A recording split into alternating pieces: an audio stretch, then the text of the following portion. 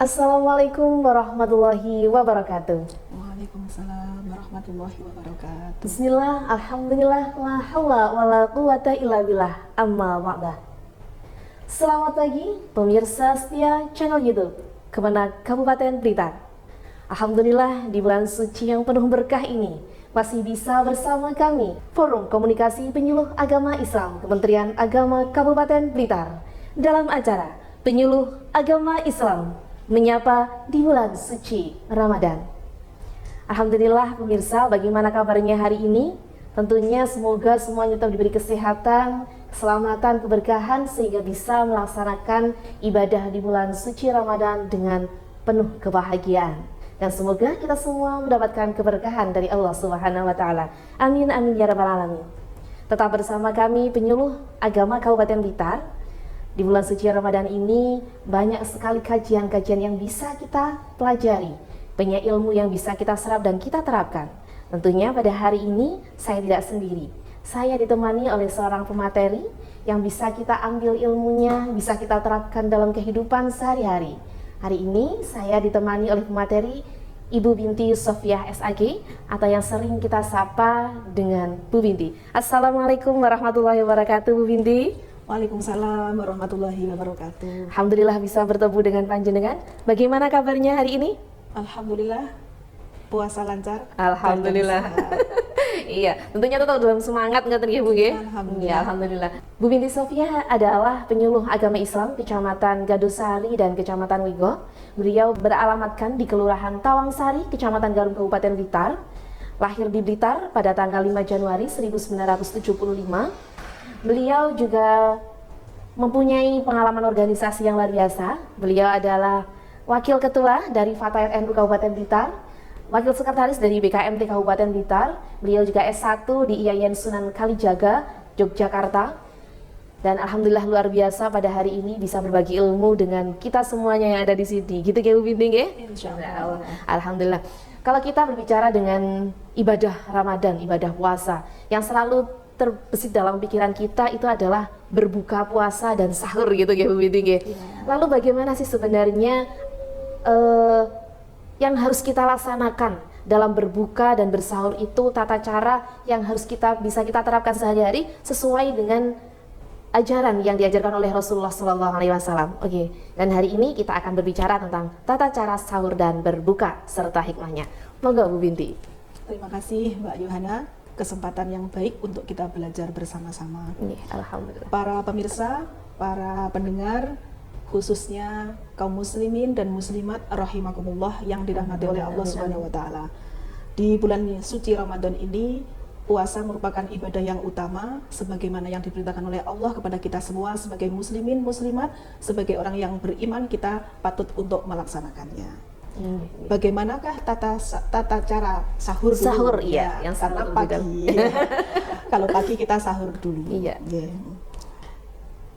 Sahur pengertiannya seperti apa? Sahur asal katanya dari bahasa Arab, Mbak Yohana. Sahur merupakan sebuah kata dari istilah di agama Islam kita ini berasal kata yang diambil merujuk kepada aktivitas makan orang-orang yang berpuasa. Nah, waktunya sahur itu mulai dari dini hari atau tengah malam. Katakanlah jam 24. Jam kosong sampai waktu menjelang subuh. Nah, ini secara waktunya. Nah, kita sebagai umat Islam kadang-kadang jam-jam itu jam-jam orang ngantuk, orang capek karena aktivitas yang padat atau juga mungkin malam ada makanan yang masuk ke tubuh kita, akhirnya agak ogah-ogahan. Masih kenyang gitu. Masih kenyang. Ya. Sahur ini merupakan satu rangkaian ibadah yang dianjurkan oleh Rasulullah SAW sebagai panutan kita. Berdasarkan hadis Nabi, An Anasin radhiyallahu anhu qala Rasulullah SAW, tasahharu fa inna fis sahuri barakatan.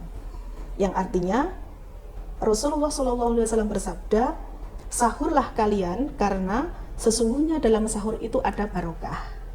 Nah, hadis riwayat As-Saihoni. Hadis ini merupakan motivasi bagi kita pentingnya sahur. Jadi orang yang sahur itu ada kesunahan, yakni kita menjalankannya mendapat pahala, kalau tidak menjalankan kita tidak berdosa. Tidak berdosa. Nah, barokatan itu barokah. Apa itu barokah? Barokah adalah nilai lebih, nilai tambah dalam sebuah ibadah. Nah, inilah anjuran daripada ibadah sahur. Lalu bagaimana tata caranya? Tata cara sahur ditentukan oleh Rasulullah SAW kepada kita semua. Waktunya sekitar 10 atau 15 menit menjelang waktu akhir malam hari. Berarti beberapa menit menjelang sebelum imsak atau sebelum subuh begitu Mbak Yohana ya. Kemudian yang kedua, makanannya, bahan makanannya. Bahan makanan yang paling besar barokahnya atau dianjurkan dalam agama yaitu buah kurma. Tentu pada bertanya, bukankah kurma itu bagusnya untuk berbuka? Ya, biasanya ya, gitu. yang terkenal kan seperti itu. Ternyata tidak.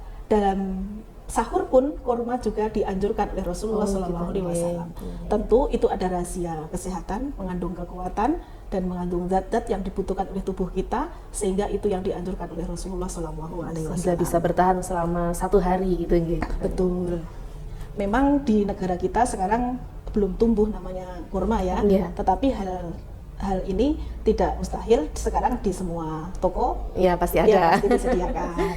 Tapi ketika kita berbicara tentang sahur gitu ya, apalagi kalau sudah mendekati Lebaran, biasanya orang-orang itu kan capek bikin jajan, bikin selesai untuk Lebaran. Setelah itu kan mereka ketika tidurnya pun juga menjelang pagi. Lalu mereka jika terlambat bangun untuk makan sahur dan waktunya sangat sempit agar kita itu bisa tetap mendapatkan kesunahan sahur, lalu apa yang bisa kita lakukan? Iya. Biasanya memang akhir Ramadan itu yang ramai kan pindah tempat. Iya. Jadi sahur itu menjadi kurang diperhatikan. Karena kita sudah mengerti tentang anjuran bersahur dan ada barokah di sana, ada nilai kesunahannya. Ayo tetap sahur itu kita laksanakan. Bagaimana kalau waktunya sempit atau waktunya tidak cukup untuk menyiapkan ini itu, padahal waktunya sudah hampir habis. Solusinya Mbak Yohana, kita dianjurkan untuk minum walau seteguk air gitu. Artinya air itu sudah mengandung zat energi yang dibutuhkan oleh tubuh dan itu sudah memenuhi kesunahan untuk melaksanakan ibadah sahur gitu. Meskipun hanya seteguk dengan air putih ataupun nanti air manis, yang penting seteguk air itu sudah mendapatkan kesunahan gitu ya Bu ya. Gitu. Terus setelah sahur dilakukan, kemudian kita menjalankan ibadah puasa dengan memenuhi syarat dan rukunnya tentunya, mulai dari terbit fajar sampai terbenamnya matahari. Waktu yang paling dinanti oleh orang-orang saat puasa itu adalah ketika berbuka puasa. Lalu bagaimana tata cara berbuka puasa yang disyariatkan oleh agama kita? Karena apa? Ketika kita sudah menahan lapar lama, apalagi bagi pekerja-pekerja kelas, sahur itu kita gunakan biasanya balas dendam, makan lah seperti itu. Tapi kita melupakan akan kesunahan yang bisa kita ambil dari berbuka itu. Ya. Baik Mbak Yohana, utamanya ibu-ibu ya, kita ini termasuk di dalamnya. Iya. Kalau di bulan Ramadan mejanya tidak cukup satu. Tetapi malah lebih lengkap dan mungkin lebih banyak lagi.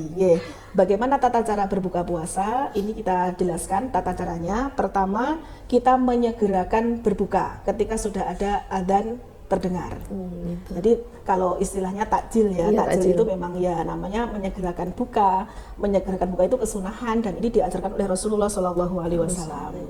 Yang kedua, berbuka terlebih dahulu sebelum sholat maghrib. Gitu. Mungkin ada yang berpikiran bahwa karena Ramadan saya rajin sholat. Apalagi sudah adzan gitu. Terus mungkin ada yang merasa belum lapar begitu. Saya masih cadangannya masih banyak.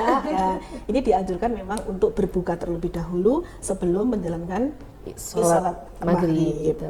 Yang selanjutnya sebelum berbuka terlebih dahulu diawali dengan membaca basmalah. Bismillahirrahmanirrahim. Atau yang paling pendek kan Bismillah. Ini yang artinya kita menyebut dengan asma Allah. Apapun pekerjaan baik kita awali dengan menyebut nama Allah, nanti akan ada nilai lebih atau barokah juga selanjutnya. Ini Mbak Yohana, saya berpesan untuk yang biasanya buka bersama ya, sekarang lagi tren. Baik kalangan muda sampai yang sepuh-sepuh itu semuanya trennya lagi buka ngabuburit gitu, terus buka bersama gitu. Jadi tata caranya ketika sudah terdengar adzan sesaat begitu kita membaca basmalah lalu meminum air ya atau buah kurma tadi yang kita anjurkan buah kurma. Setelah itu sesaat ya setelah itu kita berdoa berbuka puasa. Oh gitu. Iya, jadi berbuka puasa itu kalau sudah tenggorokannya basah kan baru kita berdoa yang panjang. Jadi kalau sebelum makan kita membacanya cukup Bismillah. Atau Bismillahirrahmanirrahim. Gitu. Biasanya kan kalau orang-orang langsung Bismillah, langsung doa buka puasa, berarti Bismillah dulu, terus nanti minum seteguk atau makan kurma baru berdoa berbuka gitu ya. Atau ada lagi yang memang langsung Allahumma lakasumtum. Nah, itu seharusnya dibacanya setelah makan. Gitu. Jadi intinya bahwa kita sebenarnya itu kalau makan itu tidak usah terlalu banyak gitu ya. Jadi dikit dulu, yang penting bagaimana bisa membasahi tenggorokan kita, terus setelah itu baru kita berbuka bersama, tapi tidak intinya apa yang sudah kita tahan selama sehari diluapkan dalam berbuka nih buatannya. Betul. Ya ini memang ya berproses Mbak ya, mungkin bagi anak-anak kecil itu masih perlu motivasi dan minum yang dingin-dingin, yang manis-manis. Kalau di siang hari melihat sesuatu itu lah iklan sudah ditahan-tahan, ya saatnya buka, inilah yang kita tunggu-tunggu. Masih ada lagi Mbak Yohana untuk kesunahan yang lain, yaitu disunahkan membaca doa berbuka puasa, kemudian mengangkat kedua belah tangan kita ke atas, dan kita memohonkan doa itu menengadahkan tangan memohon kepada Allah Subhanahu wa Ta'ala. Yang selanjutnya makan minum tidak berlebihan. Itu tidak berlebihan. Manajemen belanja juga, manajemen dompet juga. Biasanya kalau puasa itu dompetnya lebih banyak kebutuhannya karena makannya terlalu banyak gitu ya Bu ya. Jadi kita hindari bermewah-mewahan dan berlebih-lebihan supaya tidak ada israf, tidak ada mubadir. Kalau nanti mubadir malah kita tidak baik dan itu temannya setan. Jadi kita hindari yang israf-israf sehingga kita sedang-sedang saja.